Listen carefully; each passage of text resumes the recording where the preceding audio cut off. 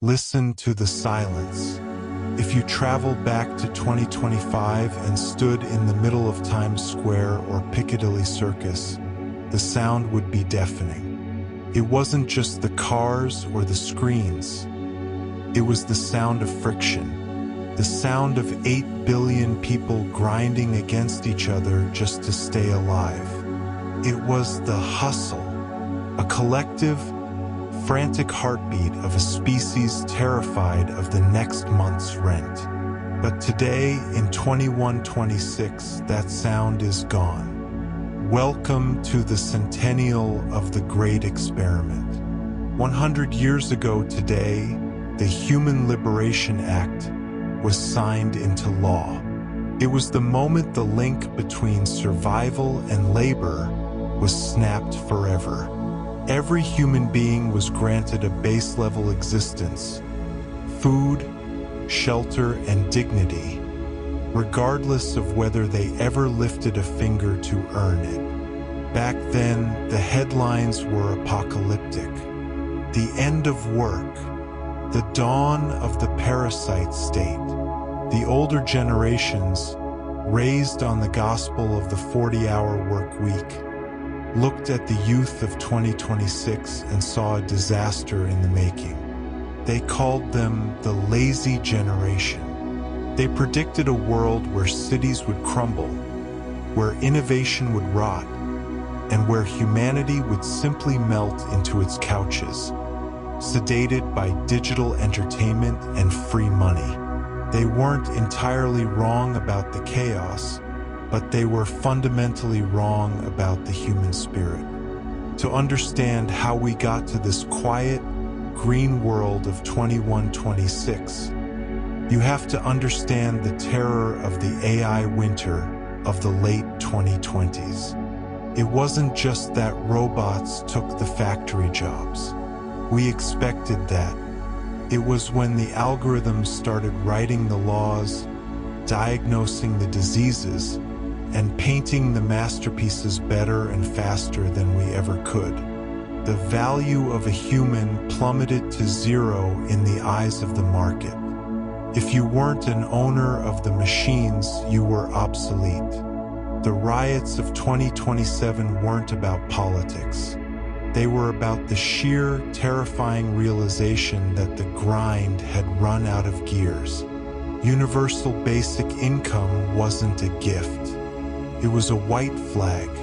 It was the ruling class realizing that if they didn't feed the useless billions, there wouldn't be a world left to rule. So they pressed the button. They sent the first digital credits. And then the world held its breath. What happens when a man no longer has to work to eat? Does he build a cathedral or does he watch the walls rot? For the last century, we've been answering that question. We've seen the collapse of industries, the birth of voluntary civilizations, and the strange, quiet evolution of a species that no longer knows how to hurry. Is this a golden age of leisure, or are we just a species in a very comfortable waiting room, waiting for our ambition to die? We are the Speculative Timeline, and today we're looking into the heart of the lazy generation to see if humanity actually survived the greatest luxury of all, the end of the struggle. The first 5 years of UBI weren't a celebration. They were a funeral for the world we knew. By 2031, the invisible hand of the market looked more like a severed limb. Everyone had their monthly credits. Everyone could afford bread, a roof, and high-speed internet. But suddenly, there was no one left to bake the bread, fix the roof, or maintain the fiber optic cables. This was the participation collapse. In the old world, the economy was fueled by a quiet, desperate threat: work or starve. It was the engine of the service industry, the heartbeat of the warehouse, and the muscles of the sanitation department. When that threat vanished, the engine seized. Why would anyone spend 8 hours a day in a windowless fulfillment center or scrubbing a grease trap when they could spend that time finally learning the guitar, hiking the Appalachian Trail, or simply watching their children grow up? The answer was, they wouldn't. We saw the death of the minimum wage almost overnight. Not because the law changed, but because the human price tag changed. If you wanted a human being to do a boring, repetitive, or soul-crushing job in 2032, you couldn't pay them $20 an hour. You had to pay them enough to convince them to give up their freedom. In some cities, the price of a plumber or a trash collector surpassed the salary of a 20th century neurosurgeon. This led to the supply chain heart attack. For 18 months, shelves went empty. Not because of a lack of resources, but because the logistics of the world were built on the backs of people who were now, for the first time in history, economically indifferent. The critics laughed. They pointed at the rotting trash in the streets of New York and the crumbling delivery networks in London and said, "We told you, without the whip, the horse won't pull the cart." They called it the lazy generation's folly. But this stagnation forced the most violent leap in technology since the steam engine. Because human labor had become a luxury, the automation paradox kicked in. We were forced to automate not because we wanted to save money, but because we had no other choice. If a robot didn't pick the fruit rotted.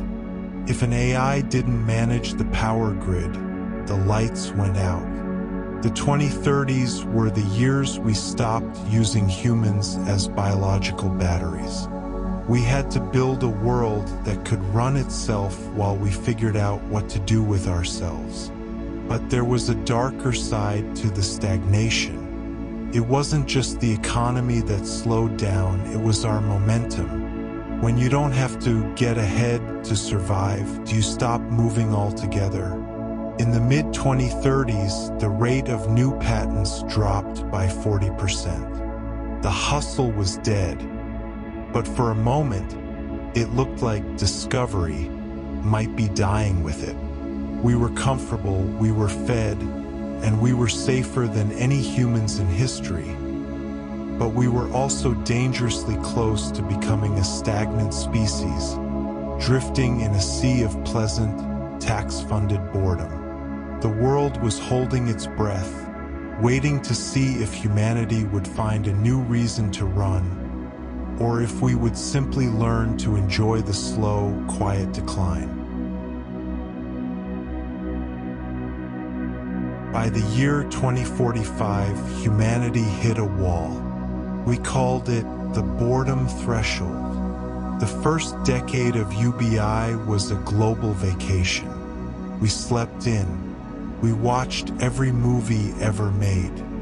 We traveled until the novelty of the sunset wore thin. But then the honeymoon ended. A strange, quiet crisis began to sweep through the lazy generation. The crisis of meaning. You see, for thousands of years, humans were defined by their function. You were a baker, a coder, a driver. When the function was automated and the paycheck was guaranteed, the ego began to starve. We discovered a terrifying truth. A life without struggle isn't a paradise.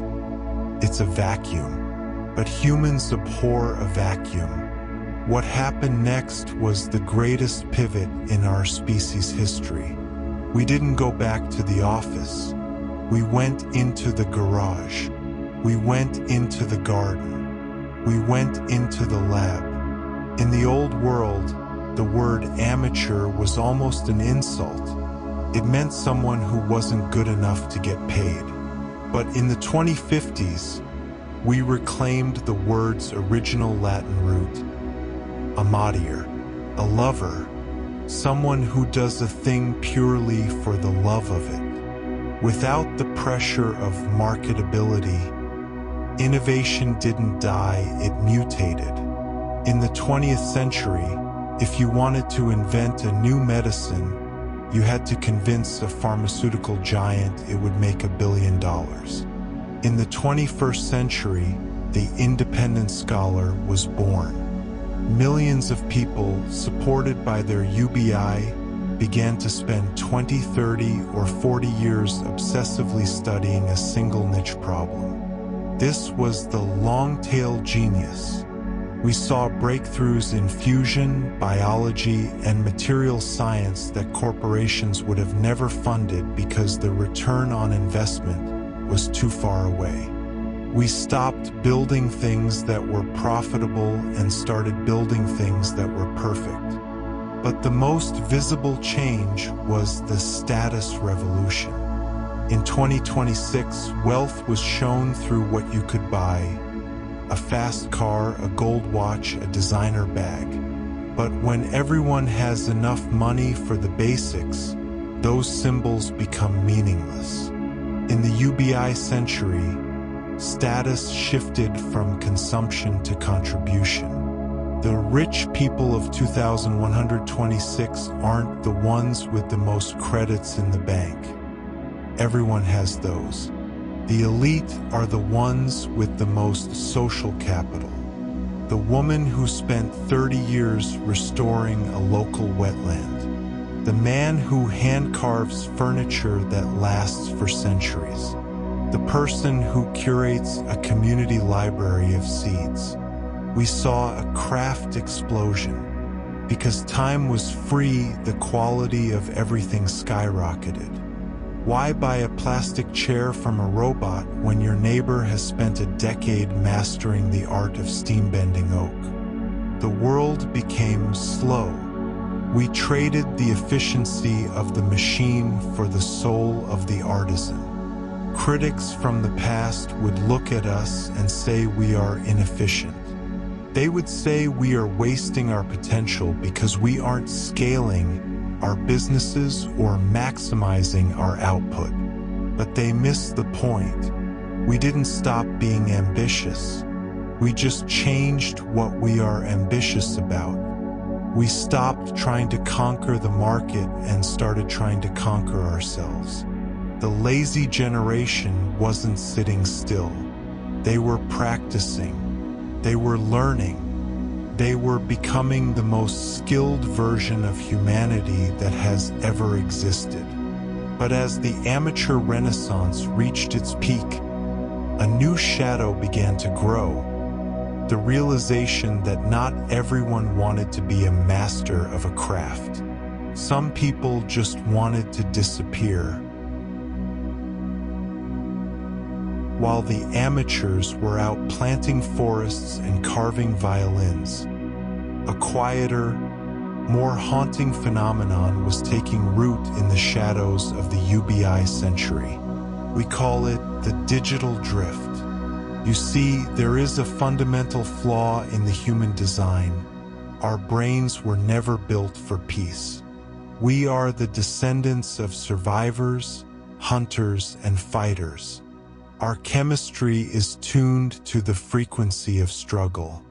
When you remove the struggle for bread, the struggle for shelter, and the struggle for status, you create a heroism vacuum. For about 20% of the population, the real world of 2126, peaceful, slow, and artisan, isn't a paradise. It's a sensory deprivation tank. It's too quiet. There are no dragons to slay. There are no empires to build. There is only being. And so they checked out. The digital drift refers to the millions who have chosen to spend their entire lives inside hyper-realistic simulations. These aren't the clunky video games of the 2020s. These are neurosynced environments where the wind feels cold, the sword feels heavy, and the stakes feel life or death. In these worlds, the lost ones can experience the very things UBI took away. The thrill of scarcity, the danger of failure, and the intoxicating climb of a corporate ladder that doesn't actually exist. They are playing a game of the 21st century, working 60-hour weeks in virtual offices just to feel the dopamine hit of a promotion that is nothing more than a line of code.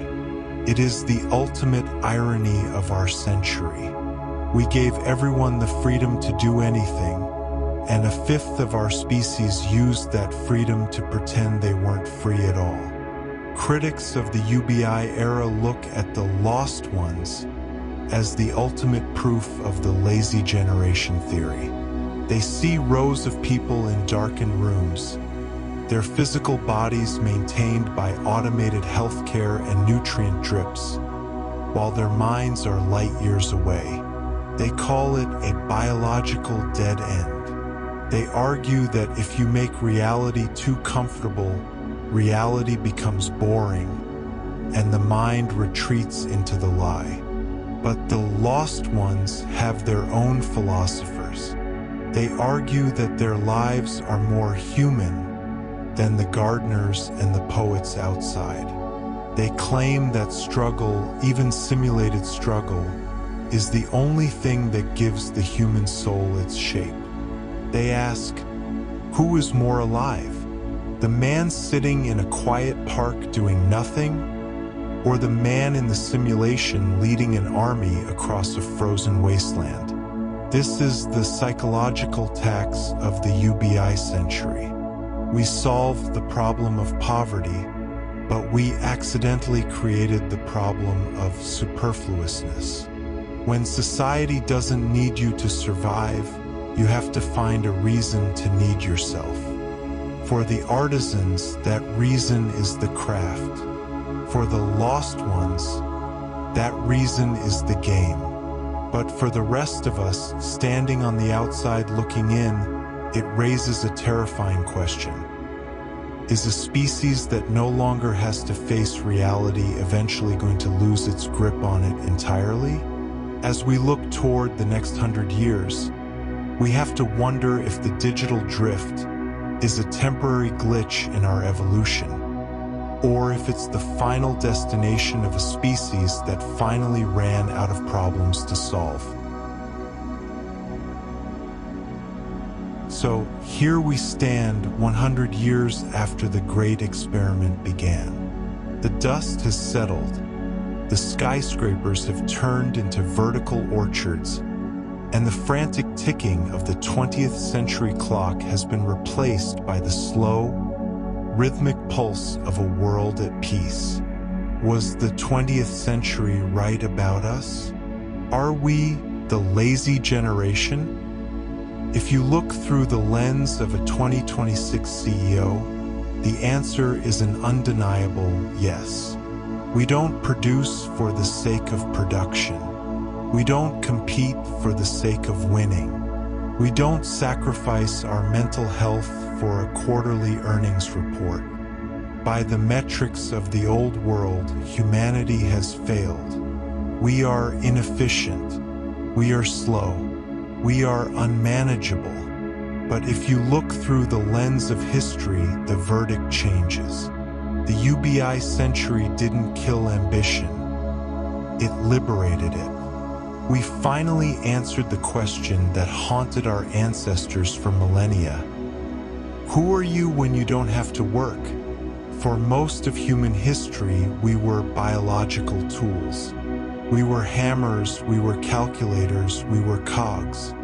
We were defined by what we could do for someone else's bottom line. But in 2126, we are finally defined by what we pursue for ourselves. We have become a species of specialists. We have the world's first long-tail civilization. We don't have one Einstein. We have 10,000 scattered in garden labs across the globe, working on problems that won't be solved for another century. We don't have one Shakespeare. We have 1 million poets writing for the sheer agonizing beauty of the metaphor. We aren't lazy. We are deliberate. The new human of 2126 is a creature that has survived the greatest luxury of all, the death of necessity. We have learned that grit doesn't have to come from the fear of starving. It can come from the desire to see a project through to its perfect conclusion. We have learned that ambition isn't a ladder you climb over the bodies of your peers. It's a horizon you walk toward because you want to see what's on the other side. But the warning of the digital drift remains. Our century has proven that while the body can be fed for free, the soul still requires a cost. It requires effort. It requires a why. The 20% who drifted into the machines are a reminder that peace is a double-edged sword. Freedom is a heavy burden to carry. If you don't give a human a mountain to climb, they will build a fake one in the dark just to feel the ache in their muscles.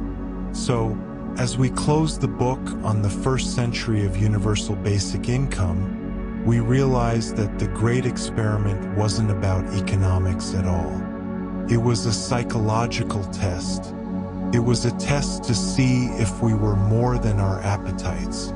It was a test to see if humanity could handle being unchained. And the result? We are still here.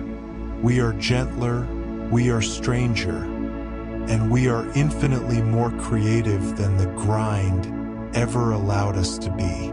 We didn't wither away. We bloomed in the silence. The lazy generation didn't end the human story. They just finished the prologue.